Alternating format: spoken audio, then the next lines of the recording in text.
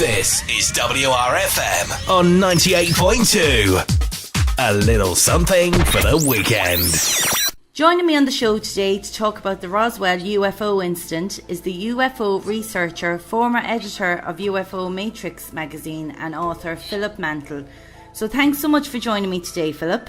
My pleasure, Rita. Well, before we get on to the subject matter, where did your interest in UFO research begin? I think I've always been interested in all things unusual, Rita. I mean, going back into my childhood, I was always interested in science and astronomy and certainly the paranormal. Even as a teenager, I used to go to the spiritualist church with a neighbour across the street, and it kind of sort of just fell into UFOs in the late 1970s when I saw some lights while on holiday in Wiltshire. I was only a young man at the time. I was rather naive. I thought, I'll ask a few questions about this, and surely I'll get all the answers. But here I am, all those years later, still looking for many of those answers. I didn't quite find them straight away. That's the thing about the paranormal. I do a lot of interviews here on the show with paranormal investigators and that, and sure, we're all still looking for answers. We are indeed, Rita. I mean, down the years I've found many answers to the questions I originally had, but they've not all been answered by any means. I still have an ongoing interest in the paranormal, but just a general interest in that respect. But I'm always the kind of young fella, Rita, that if there was a button that said don't press, I'd want to press it. Yeah. I want to find out what would happen. Yeah. I was never content just to attend lectures and things like that and let others tell me what had happened and what hadn't happened. I wanted to find out for myself, and like I said, as a young man, I didn't think it would take that long, but here I am now, getting grey, or gone grey I should say, and I'm still trying to do that. Well, of course, you've been a consultant on TV shows, books, so many things. How long did it take you to kind of build your reputation up that you'd be one of the first names they'd call? Well, first and foremost, Rita, I never looked to build any kind of reputation. I was quite fortunate that in 1980 I joined what was called the Yorkshire UFO Society. I'm born and bred in West Yorkshire, although my mum was from Northern Ireland and my father was from Wales, but I lived just outside of the city of Leeds. And there was a set of brothers, Mark and Graham Birdsall. They founded the Yorkshire UFO Society, and I just happened to read a small piece in a local newspaper said they're starting some meetings in Leeds, and I attended their first meeting, and my interest just grew from there. I got to know Graham and Mark extremely well, became more and more involved, and the society grew in size, became well known, and as a result we started doing lectures and conferences and media work and so on, and it just grew from there. Nothing was ever planned, it just kind of happened. Just happened. Well, as well, with the extensive research you've done into UFOs, what case would you say would give the most compelling evidence of a UFO landing? That's a good question, and it's one I've been asked many, many times down the years. The area that I was born and bred, Rita, in West Yorkshire was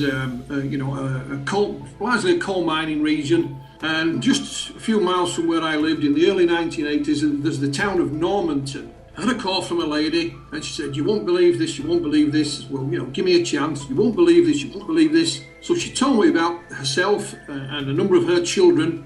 In the summer holidays, they'd seen this thing land in some fields adjacent to where she lived. So Mark Birdsall and myself quickly made an arrangement to go and visit her. Now, the lady in question was from the same kind of people that I'd grown up with, Rita. Her husband still worked down the coal mines, like my dad did, and all, many of my friends' fathers did. And she's a very down-to-earth lady, and basically it was one lunchtime. The children had been out in the street playing a ball game.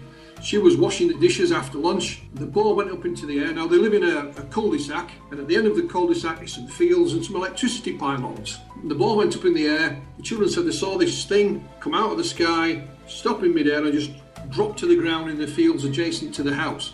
To run inside, Mum, Mum, Mum. She came out and she looked across the field, because it was an elevated house and she could see across the field, and she said it looked like a Mexican hat, Philip, but silver in colour. So she got hold of the children, went out of the cul-de-sac and across the fields, and at one point they go down a small dip, and up the other side. They lost sight of it for a while, but when they came up the other side of this little dip, not only was this thing still there, but there was several tall men in white suits, had a visor on and gloves, seemed to be doing something. The field that it landed in was bordered by a fence. The children wanted to scramble over the fence, but she kept them back. And it was at this point these tall men walked to the rear of this thing.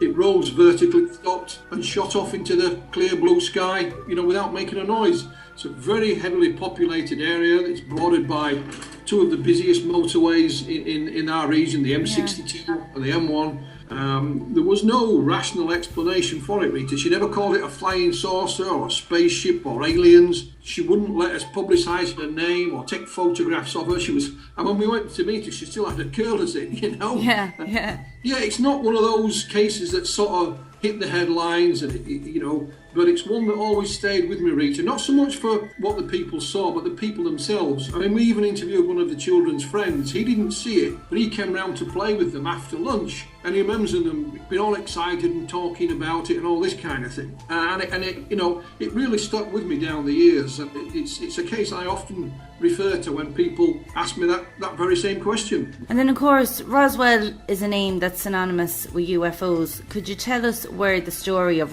Roswell began? Well, Roswell goes way back to Roswell, New Mexico in late June, early July 1947. I mean, flying saucers were born on June the 24th, 1947, when private pilot Kenneth Arnold saw some disc-shaped objects over the Cascade Mountains. In hot pursuit, an object came to ground outside of the town of Roswell in New Mexico. There was debris found there by a local rancher called Mac Brazel. He didn't even have electricity on his ranch, so at some point he took this wreckage into town to the sheriff's office, and they said, well, maybe it's the army guys. In those days, the army and the air force was all one division. It was the Roswell Army Air Force, large base just outside of the town. So they contacted the base, and they sent a gentleman by the name of Lieutenant Jesse Marcel.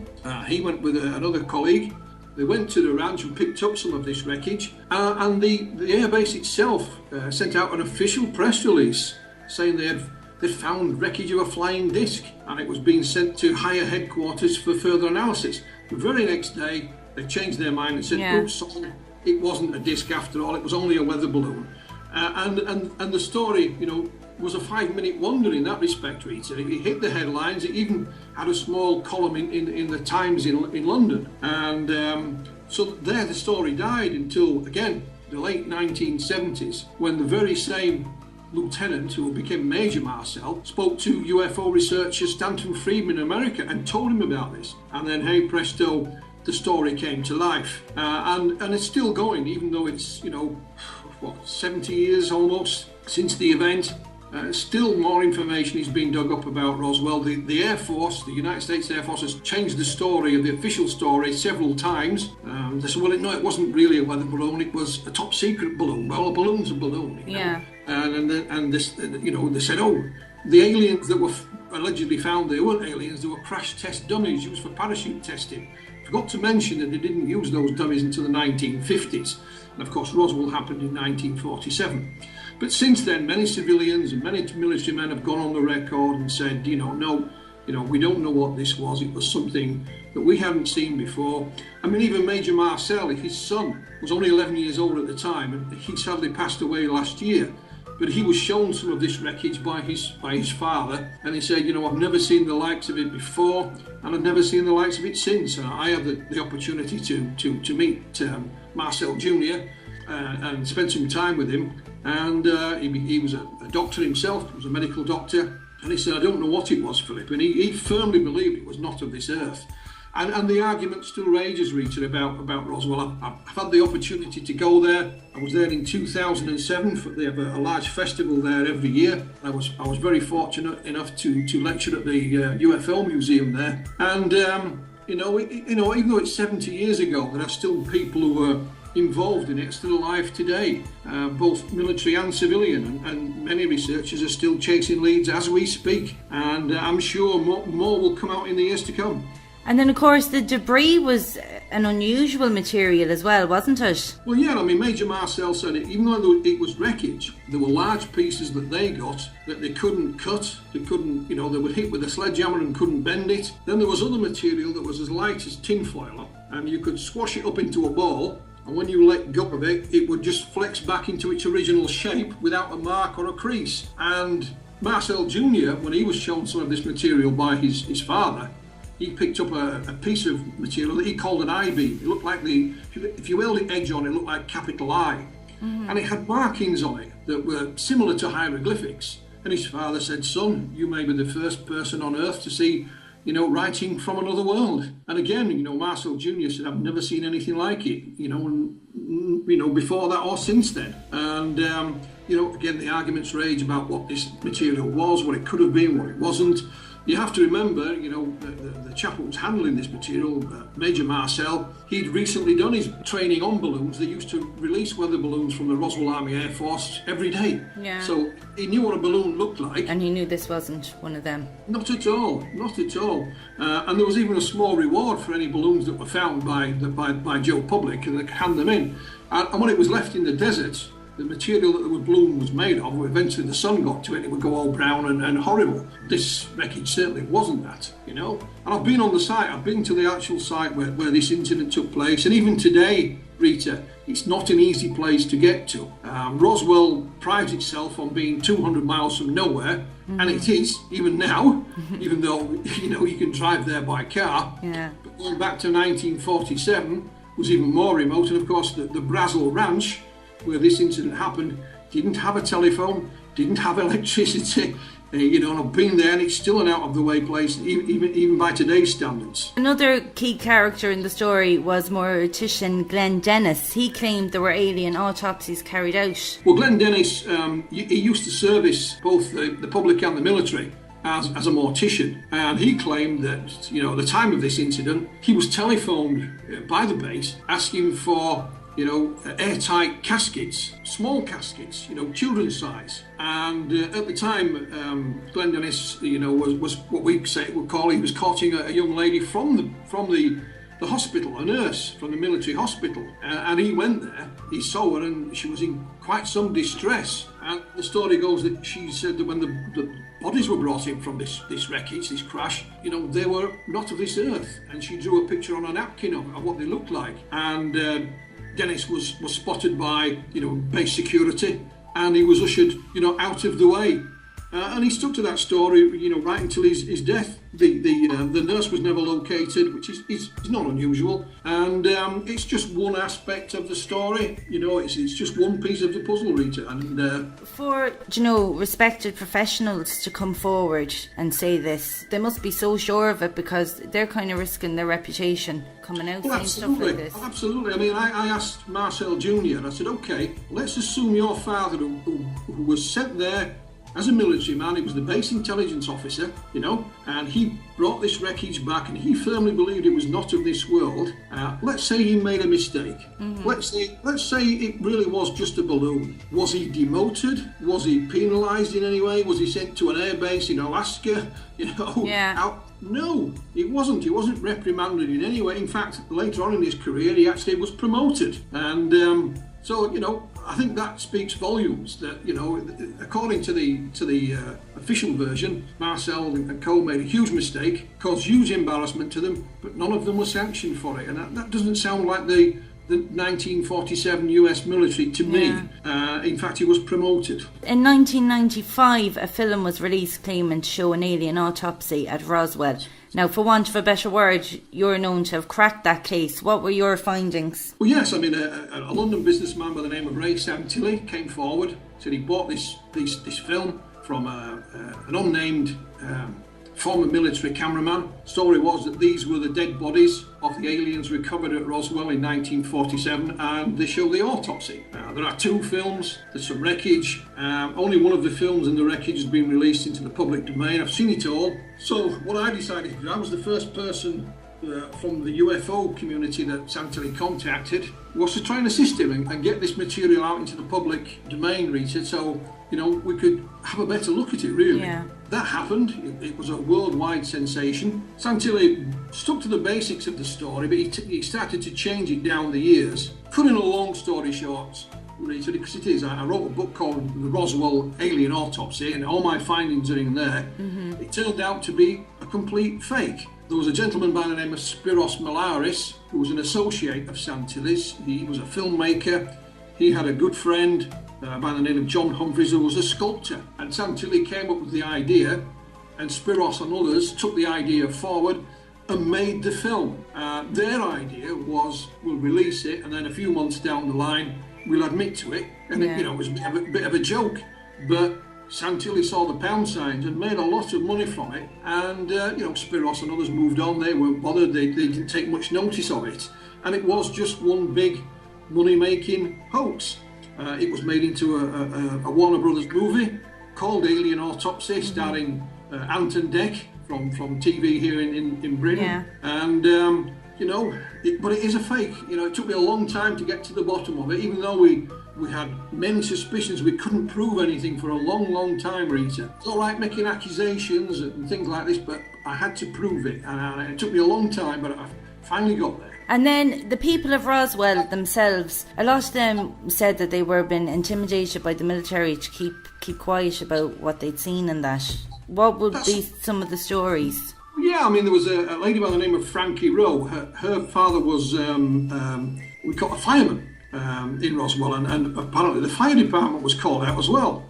And he had a piece of this material, he secreted away and showed the young Frankie, only a young girl at the time, and she witnessed these unusual properties where you could screw it up and let it go and it would spring back into shape. And they talked about this officer, who was this red-haired officer. He was, very fierce, and they gave him stern warnings that, it's a big desert out there, and, very sinister indeed. And we have to remember as well, Rita, that back in 1947, it was a different era compared to today. When people, in authority, from the military, told you to keep quiet. Certainly from a military point of view, you did. You followed your orders. The Cold War was just starting, really, and it's just after the Second World War. And so there was a degree of intimidation claimed from mainly the civilian witnesses, but a number of military ones as well. And because, of course, if you were the serving military man and your commanding officer said, this is national importance, national security, you keep quiet, you did as you were told.